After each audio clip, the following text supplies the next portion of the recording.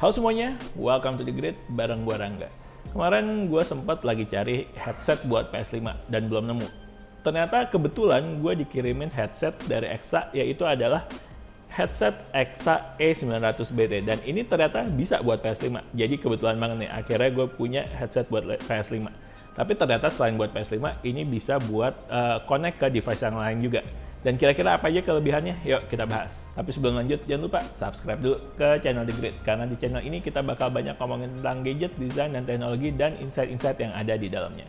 Dan kita bakal upload video baru setiap minggu. Oke, lanjut kita bahas headset EXA E900BT. Oke, pertama balik lagi dulu. Gue kemarin sempat lagi nyari-nyari headset buat PS5 kan. Karena headset PS5 itu nggak bisa pakai headset Bluetooth biasa, dia koneksinya khusus. Dan gue cari-cari yang nggak terlalu mahal juga. Budget gue tuh sekitar 1 jutaan lah, jadi pilihannya otomatis tuh nggak terlalu banyak. Kebetulan banget nih, gue dapet EXA E900BT ini yang bisa connect sama PS5. Ini pas banget dengan kriteria gue. Oke, sekarang kita bahas desainnya dulu ya. Pertama, biasanya kebayangnya gimana sih kalau lihat sebuah headset gaming? Kalau lihat headset gaming tuh kebayangnya pasti nyala-nyala lampu RGB, merah, kuning, biru gitu. Kemudian desainnya tuh biasanya lebih berani, lebih tajam-tajam, shape-nya tuh mungkin agak-agak kayak spaceship alien dan lain-lain. Tapi nggak dengan EXA E900BT ini. Menurut gue desainnya tuh lebih general, lebih normal.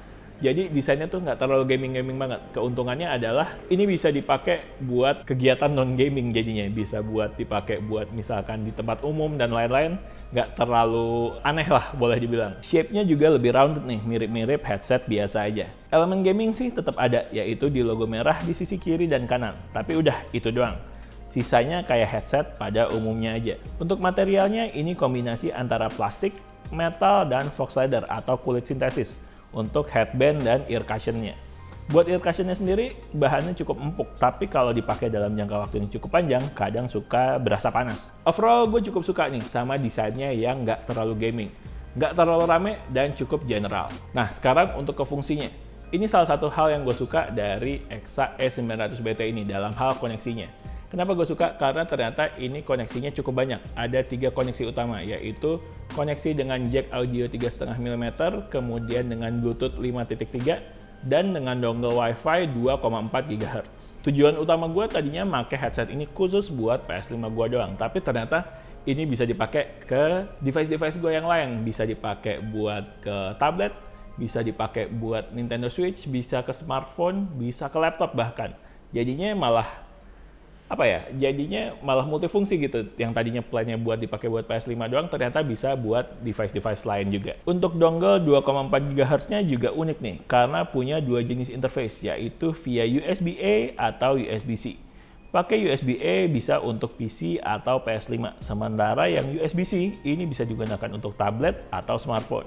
Gue ngerasa koneksi via dongle 2,4 GHz ini lebih stabil dan nggak delay dibandingkan dengan Bluetooth. Mirip-mirip sama koneksi kabel aja rasanya. Nice. Kemudian yang mau gue bahas lagi itu adalah mic-nya. Mic-nya ini tipenya retractable, jadinya kalau nggak dipakai dia bisa masuk ke dalam kayak gini. Sementara kalau lagi mau dipakai tinggal dikeluarin aja. Ini mungkin salah satu faktor yang gue suka juga karena jadinya nggak terlihatan terlalu gaming. Karena kalau headset gaming pada umumnya itu mic-nya standby aja tuh, nggak bisa diutak-atik, nongol terus gitu. Tapi kalau yang ini, kalau dibutuhin bisa dikeluarin, kalau nggak dibutuhin bisa dimasukin lagi ke dalam kayak gini. Nice. Kalau untuk kualitas suaranya sendiri, buat gue EXA E900BT ini udah cukup oke, tapi bukan yang terbaik sih, itu udah pasti. Jadi ya standar aja lah kualitas suaranya. Ada preset 3 mode di sini, yaitu gaming mode, movie mode, dan musik mode. Tapi entah kenapa gue kurang suka pakai EXA E900BT ini buat dengerin musik. Tapi kalau buat gaming atau buat nonton film, menurut gue masih oke lah. Kalau untuk kualitas mic-nya sendiri, langsung dengerin aja ya. Ini dia kualitas mic dari EXA E900BT. Oke, ini ngetes voice recording pakai mic-nya EXA E900BT. Ini koneksinya pakai dongle 2,4 GHz-nya via USB-C dikonekkan ke Samsung Galaxy Tab S10 FE. Kurang lebih kayak gini kualitas suaranya. Gimana kira-kira? Oke nggak?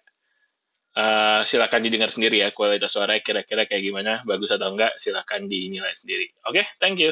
So, overall, EXA E900BT ini bakalan cocok buat lo yang butuh wireless headset yang punya multi koneksi, karena dia punya 3 koneksi, yaitu 3,5 mm audio jack, kemudian ada Bluetooth 5.3 sama dongle 2,4 GHz. Dan kalau lo yang punya device banyak gitu, ini bakalan menyenangkan banget karena lo bisa connect dengan koneksi macam-macam. Kemudian untuk baterainya sendiri katanya bisa up to 50 jam, cocok buat yang mungkin senang bepergian atau sering bepergian, ini gua rasa akan cocok. Tapi akan kurang cocok kalau buat lo yang senang dengerin musik, karena menurut gua kalau buat musik kualitasnya standar banget lah. Kecuali kalau untuk main game sama buat nonton film, menurut gue masih cukup oke. Untuk harganya sendiri, di website EXA, S900BT ini dijual dengan harga 79,99 US dollar.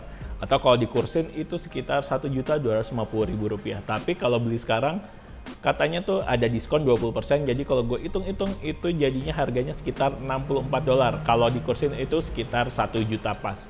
Ini masih masuk dengan budget gue yang gue bilang di awal video. Budget gue itu sekitar 1 jutaan untuk sebuah headset yang bisa connect dengan PS5.